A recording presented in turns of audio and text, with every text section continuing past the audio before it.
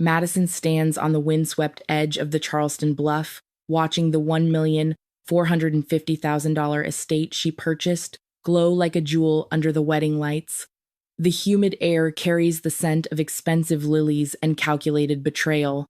My brother Tyler's voice crackles over the loudspeakers, sharp and final. "This wedding is for the closest family only, and you're not on the list." I don't respond. I don't even flinch. I just look at my watch. 60 minutes.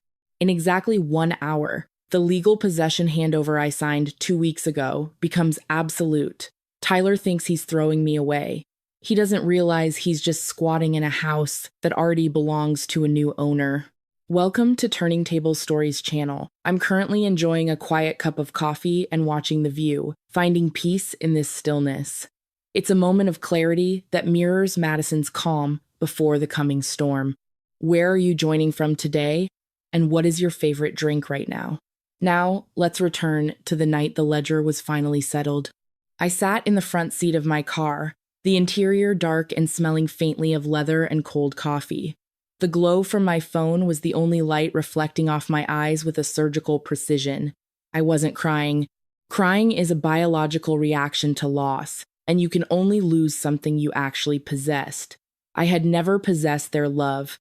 I had only been a silent investor in their version of family, a bank account they drew from until the balance hit zero. My compassion had been a luxury they'd overdrafted for years, and tonight I was finally closing the account. I opened the email from the escrow company. The subject line was clear: sale confirmed, transfer of ownership complete. The property at 114 Maple Crest Drive was no longer mine. It had been sold 2 weeks ago to a high-end investment fund that didn't care about bloodlines or wedding vows. They only cared about the return on their $1,450,000 investment. This wasn't a breakdown. I had negotiated a fire sale price with one non-negotiable clause: immediate vacant possession. To this fund, my family wasn't a group of people. They were encumbrances on a balance sheet. They didn't care about the wedding. They cared about the $50,000 a day penalty if the renovation crew was delayed even an hour past the 8 a.m. start time tomorrow. It was a balance sheet. Tyler thinks he has time. He sent me a text yesterday, hidden between his wedding rants, asking for a grace period. "We need a few more days to move the gifts. Madison, be a sister for once." He thinks my heart is a contract that can be amended with a few words of guilt. But my heart isn't a contract. It's a closed file. I looked at the clock on my dashboard. 7:00 p.m. The official possession date deadline just passed. Tyler is currently inside giving a toast in a ballroom that legally doesn't belong to him. He's celebrating a union built on the floor of a house that he's essentially trespassing in. The air in the car grew colder as the heater ticked down. I thought about the many times I'd sat in this same car, looking at that house, wondering if I'd ever be invited through the front door as a guest instead of a benefactor. Every dollar I'd poured into those walls, every nail, every coat of paint, it was all a bid for a seat at a table that was never meant for me. I'd been subsidizing my own exclusion for years. I rubbed my eyes, trying to summon regret, but there was only clarity. I pulled up a message to the buyer's lead attorney. My thumb didn't tremble. I typed with the same focus I used to finalize a multi-million-dollar structural blueprint. It is 7:00. The property is vacant by law, even if it is physically occupied. I am formally requesting that your security team and the new property management take possession at exactly 7:15 p.m. Do not grant an extension, not for a day, not for an hour, not for a single second. I hit send. The blue line moved across the screen, a digital guillotine dropping on the life Tyler had carefully stolen from me. This wasn't revenge, it was accounting. I was simply balancing a ledger that had been in the red for 17 years. Outside, the wedding lights continued to twinkle. The string quartet was probably playing something classical and romantic. In 15 minutes, that music is going to stop. I leaned my head back against the seat and watched the second hand on my watch sweep around the dial. Tick, tick, tick. The final hour of possession was over. I closed my eyes and leaned back against the headrest, letting the silence of the car swallow me. 17 years. That's how long I've been building this foundation, not out of stone or wood, but out of the sheer, jagged debris of my own survival. Everyone thinks I'm cold. They think I'm transactional. They don't understand that when you're raised as a spare part in your own home, you learn that every emotion has a cost and every act of kindness is a debt waiting to be collected. My mother, Sarah, was the only person in that house who understood the concept of fairness. When she died on that gray Tuesday in October, the light in our lives didn't just dim, it was extinguished. I was 14, still a child who believed that if I worked hard and stayed quiet, my father would eventually see me. But Charles never saw me. He only saw Tyler. Tyler was anointed the man of the house at 16, while I was relegated to an obligation Sarah had left behind. The real betrayal didn't happen at a crowded dinner table. It happened in a sterile bank office. My mother had set up a trust for my education, $120,000, intended to give me the future she knew Charles wouldn't provide. But the ink on her death certificate was barely dry before my father found a legal loophole to siphon it off. He didn't use it for the house or to keep us afloat. He dumped it all into one of Tyler's revolutionary tech startups, a venture that collapsed within 8 months. My future was traded for Tyler's latest whim, and nobody even asked if I was okay with being bankrupted at 15. I didn't break because survivors don't have that luxury. I worked 3 jobs while my peers were at prom. I scrubbed floors in the morning, hauled coffee during my lunch breaks, and sat in the back of the university library until 2 a.m. studying architectural structural loads. I lived in a room that smelled like laundry detergent and desperation because I refused to ask Charles for a single cent. I bought this waterfront land not to show off, but because it was the last piece of my mother's heritage, a legacy Charles had sold off to a stranger for pennies on the dollar years ago just to clear Tyler's mounting gambling debts. People often ask why I stayed silent for so long, why I let them treat me like an uninvited guest while I was the one secretly keeping the lights on. It's what I call the invisible chain of the survivor. When you grow up in a house where your worth is measured only by how useful you are to someone else, silence becomes your primary armor. You don't scream because screaming invites attention you can't afford. You don't fight back because you're waiting. I wasn't being weak, I was being strategic. I was waiting for the moment I was finally heavy enough to tip the scale. I was a ghost in their house, but ghosts have one advantage. We see everything, and we never forget a debt. Tonight, the useful daughter is gone. I'm finally reclaiming the space they tried to erase me from. Tyler didn't just stop at a verbal insult at the gate. He wanted to perform a full-scale character assassination. I opened the private digital wedding portal on my phone, the exclusive app Abigail's family used to coordinate with their high society guests, my breath hitching as the page loaded. There, it was a glowing feature on the wedding of the year. The lead image showed Tyler and Abigail standing on the wraparound porch I had spent 6 months renovating, looking like royalty. The caption was a masterpiece of fiction. Tyler was quoted as saying, "The $1,450,000 estate was a poignant legacy, a final gift from our late mother, Sarah, to ensure her favorite son would always have a place of honor." He had turned my hard-earned architectural success into a fairy tale where he was the beloved protagonist, and I didn't even merit a mention. But then I saw the section that made my blood turn to ice. A bold notification on the guest information page served as a warning about a distant and unstable relative who had been making troubling claims about the property. He told 200 of Charleston's most powerful people that I was mentally ill. He used my mother's death, the very event that had shattered me, as a justification for my supposed breakdown. He told them I had never recovered and was obsessed with a past that never existed. It was a lethal erasure. He wasn't just squatting in my house. He was stealing the very foundation of who I was. He was using the money I earned in the home I designed to tell a world of strangers that I was a phantom they should avoid. He had flipped the narrative, turning the person who gave everything into a person who was a danger to their perfect image. The sheer audacity of it was staggering.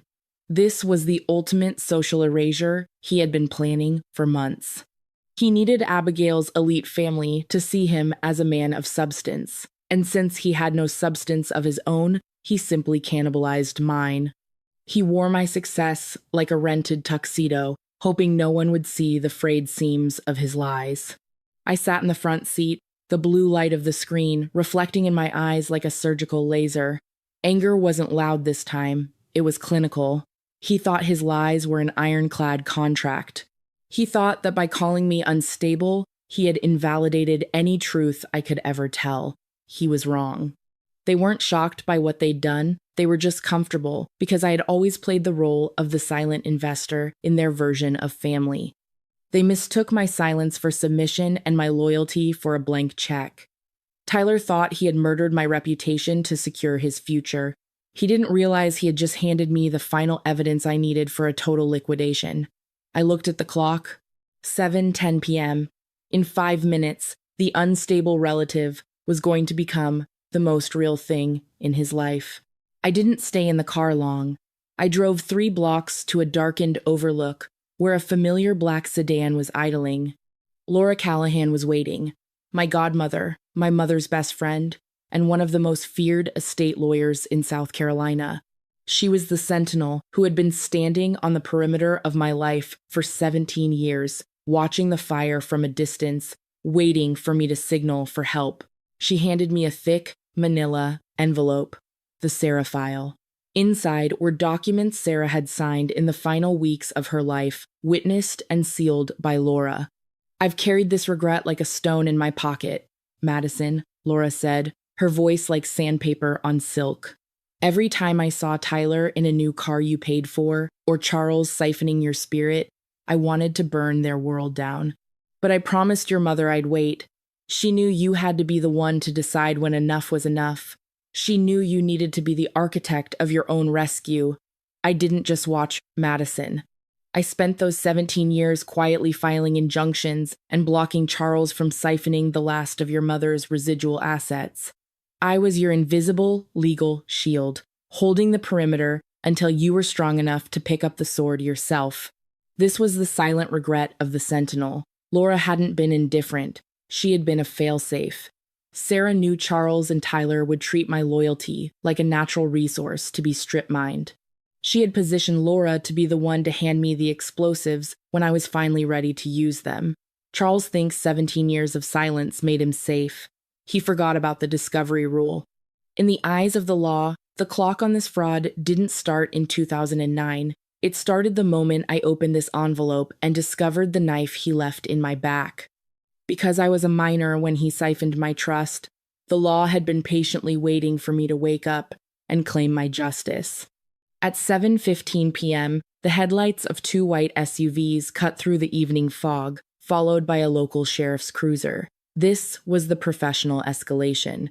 The investment fund I sold the house to didn't care about family dynamics. They wanted their property. I followed them at a distance as they pulled into the long, gravel driveway. The sound of the gravel crunching under tires was the only warning. The security team didn't use the back door. They marched right through the front foyer, past the towering floral arrangements and the stunned string quartet. Tyler was at the microphone, likely mid-sentence, in another lie about his mother's legacy. He stopped. The music died, a messy, dissonant death. A sheriff's deputy stepped onto the raised platform, holding a court-ordered writ of possession. I stood in the shadows of the oaks, watching the scene through the open French doors. The 200 guests were frozen, their champagne glasses suspended in midair like props in a museum. This wasn't a family drama anymore. This was a property management enforcement.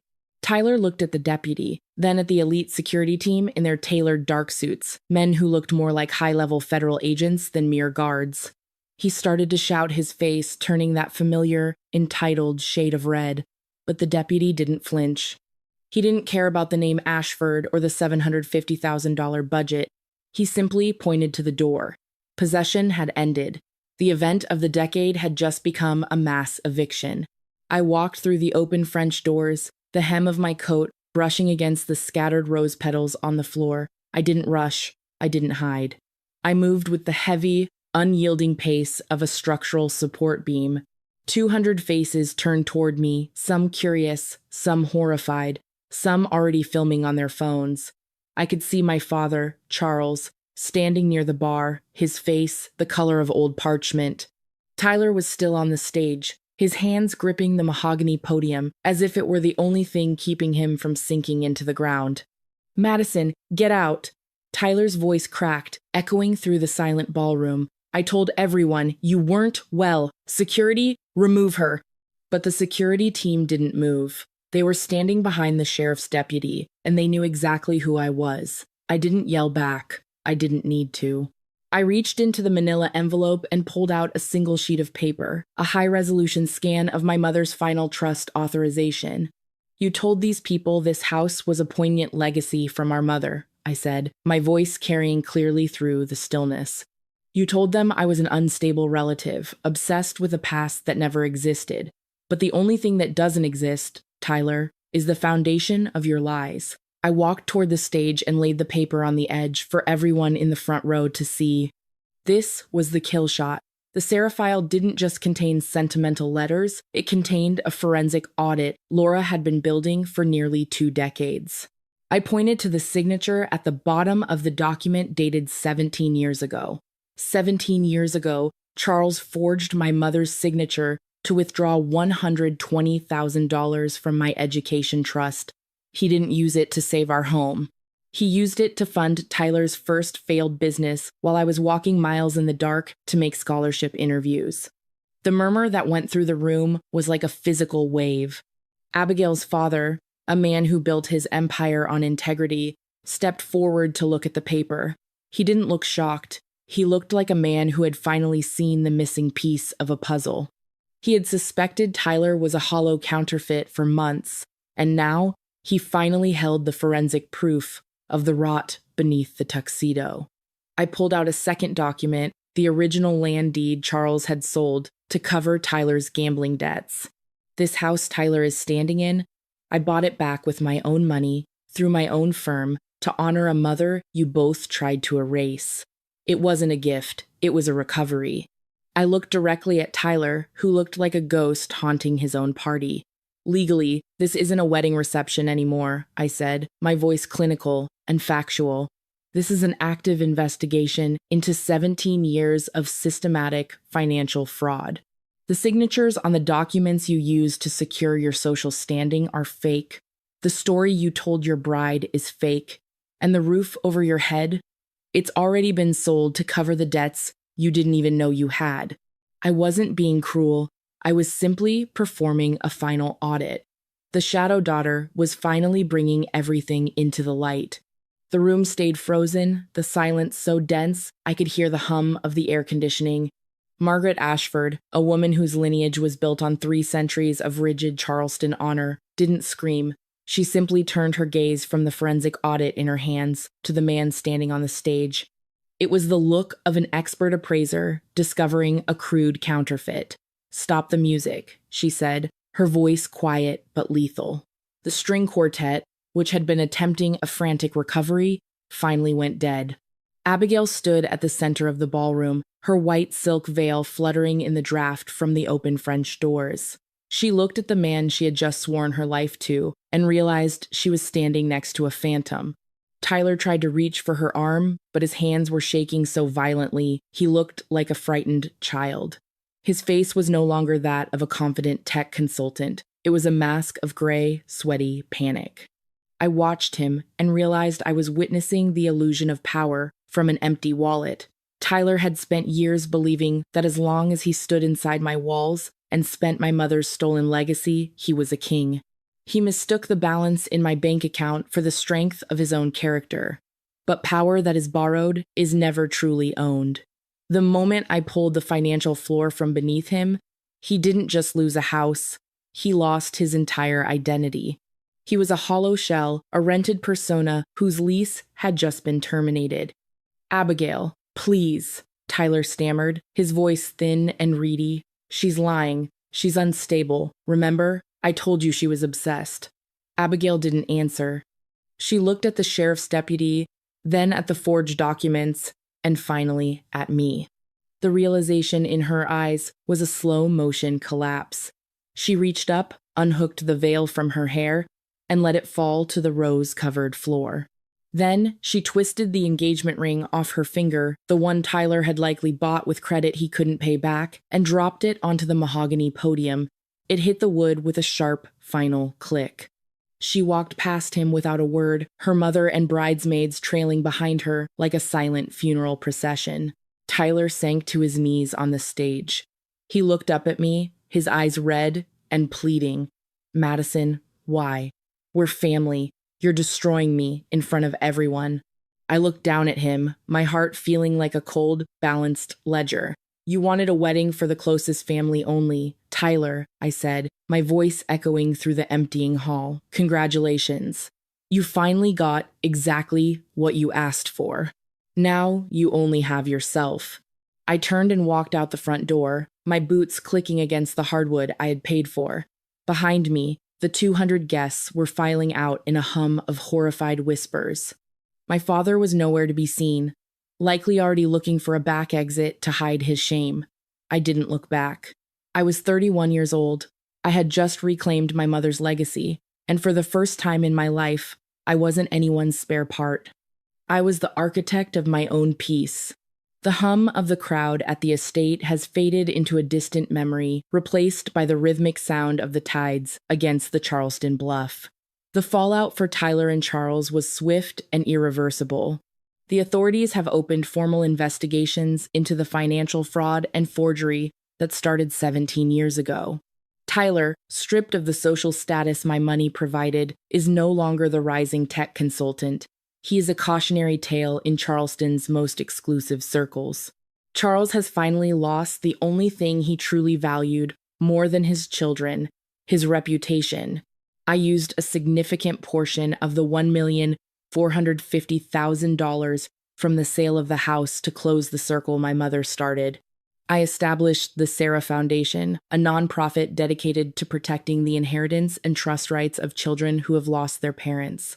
It provides the legal shield I never had when my father was siphoning my future to fund Tyler's failures.